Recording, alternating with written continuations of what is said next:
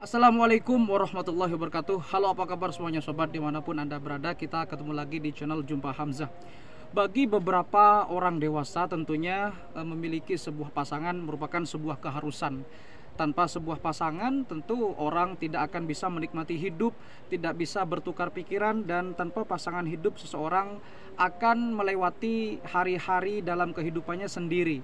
Tentu dengan memiliki pasangan kita akan menjadi lebih bertanggung jawab, lebih dewasa dan seterusnya. Terkhusus untuk kaum laki-laki biasanya memiliki pasangan yang sesuai dengan kriterianya akan menambah rasa percaya diri bagi siapapun itu. Apalagi bagi mereka yang memiliki kedudukan dan memiliki strata sosial tinggi di masyarakat. Tentu dengan memiliki pasangan, mereka akan dianggap lebih bisa berkarisma. Salah satu contohnya ketika kita melihat seorang pemimpin negara tanpa adanya pasangan, tanpa adanya ibu negara, maka akan terasa kurang karisma pemimpin negara tersebut. Begitu juga dengan seorang raja ataupun pemimpin kecil sekalipun, ketika tanpa memiliki pasangan, maka ada sesuatu yang kurang di situ. Tentu hal ini merupakan sebuah kultur yang sangat mengikat bagi para laki-laki, khususnya laki-laki dewasa, apalagi laki-laki yang sudah memiliki strata sosial yang tinggi di masyarakat.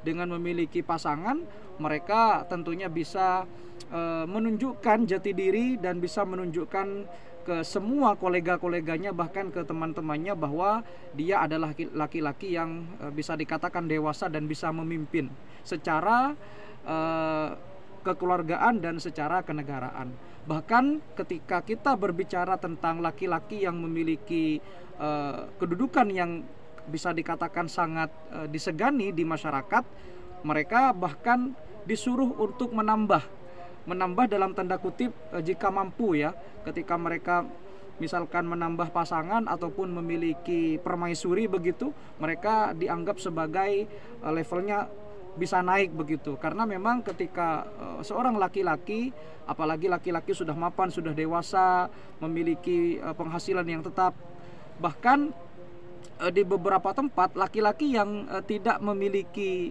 lebih dari 2 pasangan, dalam tanda kutip jika laki-laki itu mampu, dinilai belum gentleman.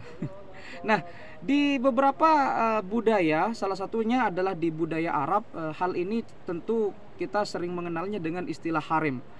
Nah, harem itu biasanya sering identik dengan laki-laki yang sudah memiliki kekayaan, bangsawan begitu, kemudian mereka memiliki beberapa pasangan yang disebut dengan harem. Apa sebetulnya harem ini? Bagaimana asal-usulnya? Apa saja fungsi dari harem di sebuah bangsawan? Ini akan kita coba kaji dan kita coba bahas pada episode kali ini. Sudahkah Anda memiliki kriteria pasangan? Kalau belum, silahkan kita simak harem yang berikut ini. Kita putar dulu.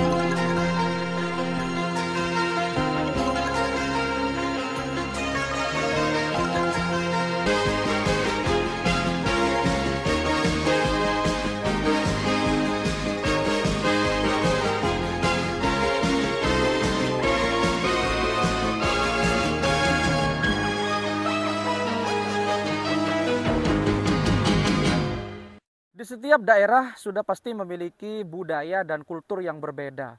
Termasuk juga di beberapa daerah di dunia ini pasti memiliki budaya yang juga berbeda-beda sesuai dengan kesepakatan yang mereka buat. Peradaban umat manusia tentunya tidak bisa terlepas dari yang namanya pasangan. Karena dengan mereka memiliki pasangan, mereka berpotensi untuk memiliki keturunan dan keturunan yang banyak. Sehingga di zaman dulu menjadi sebuah hal yang lumrah ketika ada seorang bangsawan, ada seorang laki-laki yang kaya memiliki berbagai macam pasangan, bahkan pasangannya lebih dari satu. Nah, kalau di dalam Islam ini disebut dengan poligami ya. Kemudian kalau yang monogami berarti cuma satu.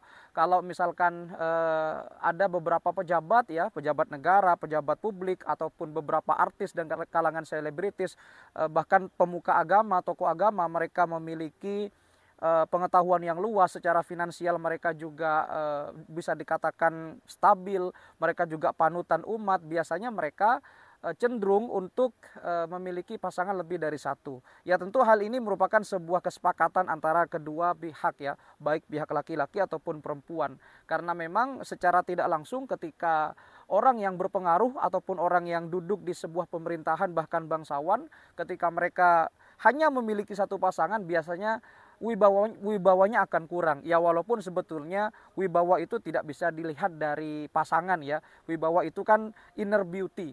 Tetapi memang karena sosial budaya masyarakat yang kadang-kadang mengejudge bahwa orang yang laki-laki ataupun bangsawan yang sudah kaya raya tetapi masih memiliki pasangan yang hanya satu, itu bisa dikatakan kurang gentle.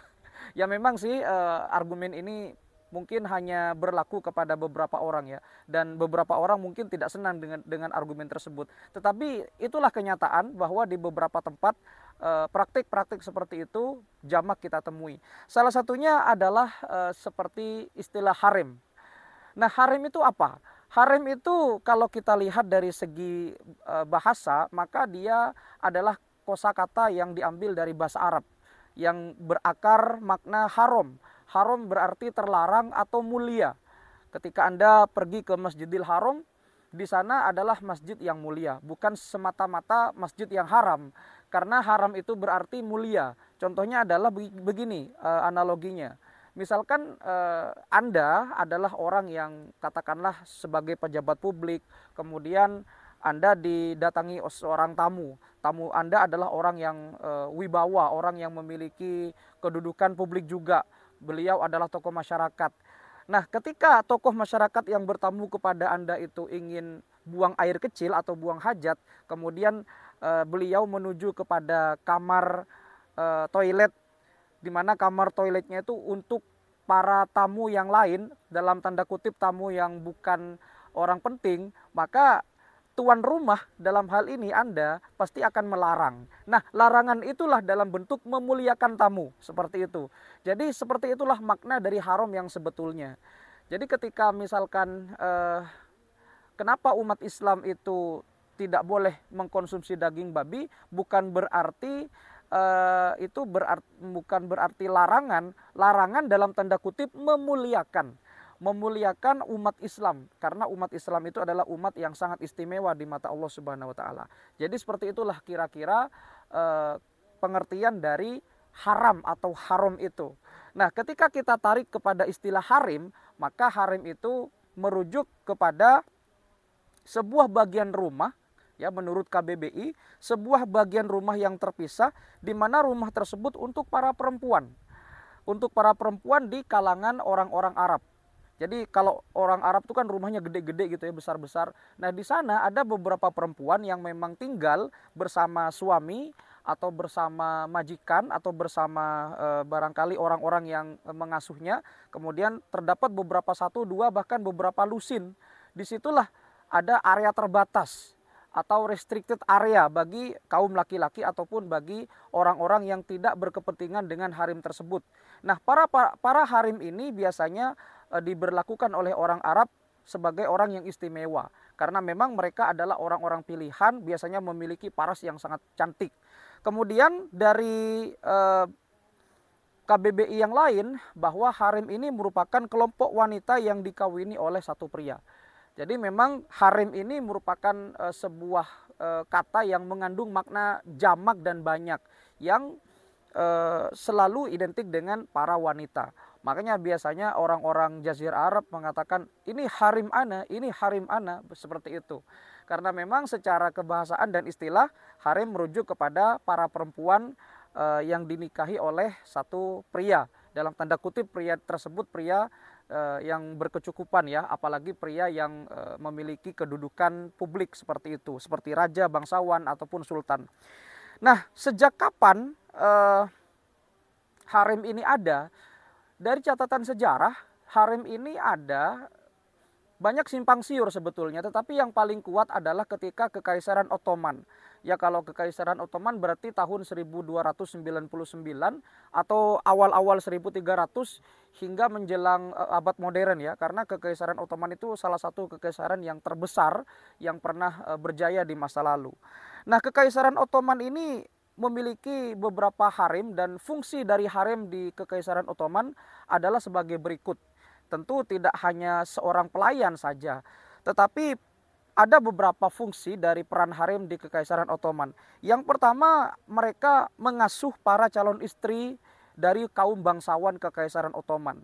Jadi Kekaisaran Ottoman itu sengaja untuk merekrut beberapa wanita yang memiliki skill, yang memiliki paras cantik untuk mengasuh atau untuk mengajarkan para calon istri bangsawan agar mereka bisa tampil di hadapan raja, di hadapan para tamu, di hadapan para keluarga kerajaan dan seterusnya. Maka direkrutlah harem, di mana harem itu biasanya nanti secara perjalanan akan dinikahi juga oleh sultan yang berkuasa di situ. Kemudian jumlah harem itu bisa lusinan, ya, karena harem itu biasanya mereka tinggal serumah, biasanya ibu, adik kandung, adik tiri, bahkan saudara kandung, sepupu. Biasanya dari keluarga itu mempunyai kekerabatan atau famili. Biasanya harem itu biasanya ibu misalkan, ataupun anak, ya, nanti saudara, sepupu, sepupu tiri dan seterusnya. Biasanya tinggal satu rumah, makanya disediakan tempat yang khusus untuk harem itu. Kemudian putra sultan itu juga biasanya akan diasuh oleh harem, ya. Dan putra sultan itu bisa bergaul dengan harem tapi secara terbatas.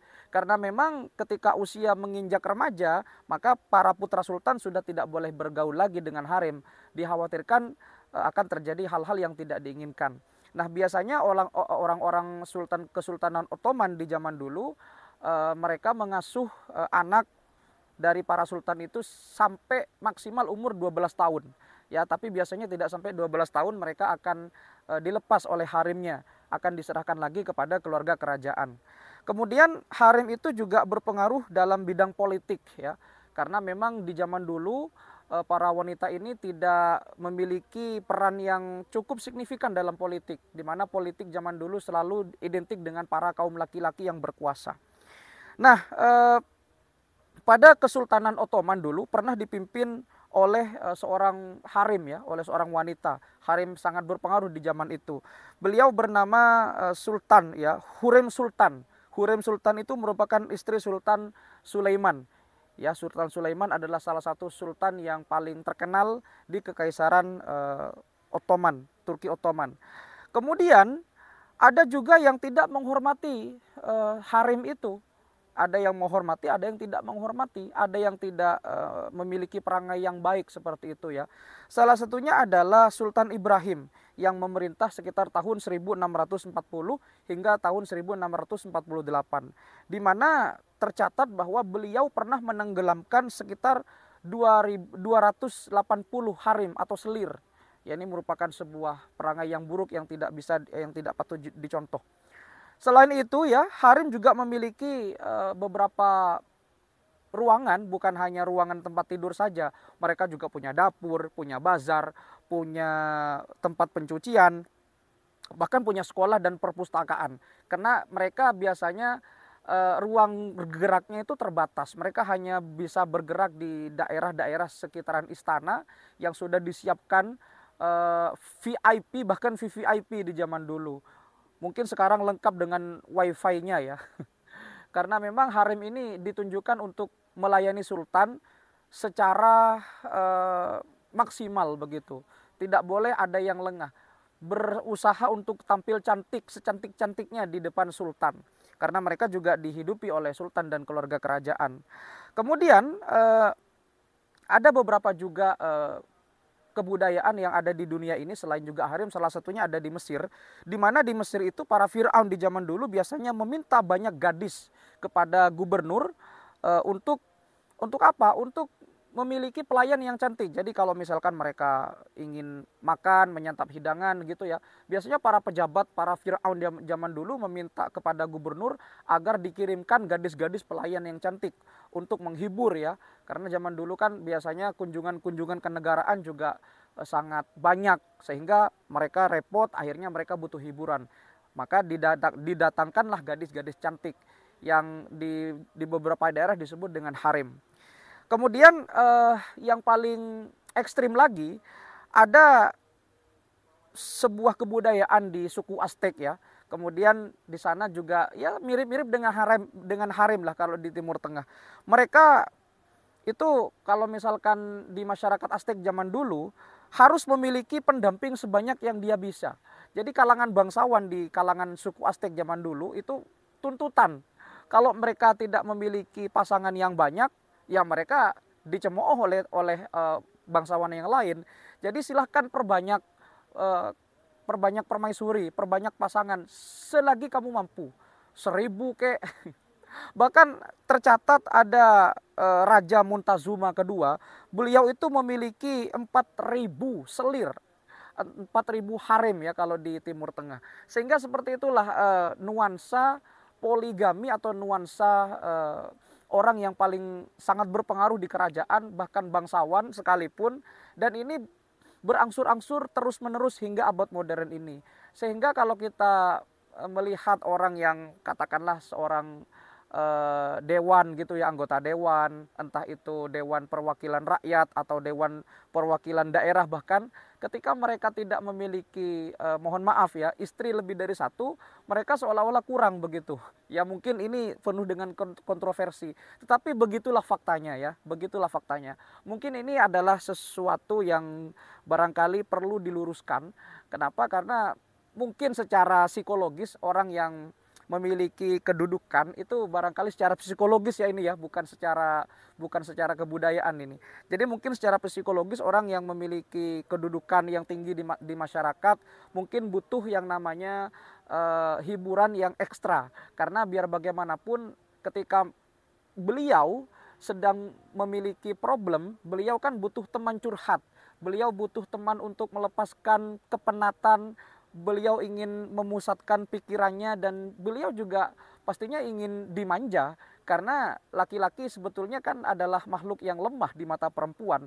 Sewibawa apapun pemimpin, kalau di mata perempuan ya tetap mereka haus akan kasih sayang. Itu kan dari segi psikologisnya. Begitu juga dengan perempuan, seberpengaruh apapun perempuan juga pasti butuh yang namanya sosok laki-laki, yang mana sosok laki-laki itu diharapkan menjadi pemimpin dan yang terpenting menjadi pelindung baginya. Seperti itulah kira-kira gambaran harem dan pengertiannya beserta juga fungsinya. Mudah-mudahan bagi Anda yang tentunya memiliki jabatan yang bisa dikatakan orang penting, orang yang dikenal, tokoh masyarakat, public figure, tidak sembarangan dalam mengambil keputusan untuk menambah pasangan lagi. Silahkan diskusikan, dan tentunya kalau misalkan tidak ingin terjadi hal-hal yang tidak diinginkan ya barangkali satu cukup ya. Tetapi kalau misalkan harus menambah, diskusikan dengan baik dan secara bijaksana.